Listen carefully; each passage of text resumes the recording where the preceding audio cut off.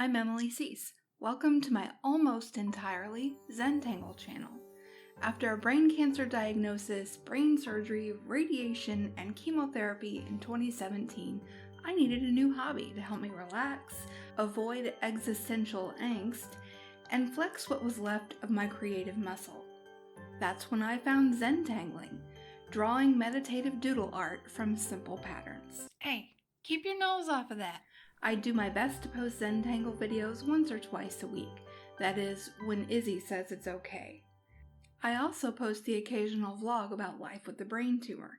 If you like my videos and want YouTube to tell you when I upload new stuff, click the subscribe button and then click the bell icon for notifications. I don't know where the camera is on this thing, and I always look in a weird spot. The camera is right there. Hey Iz, you gonna let me work today?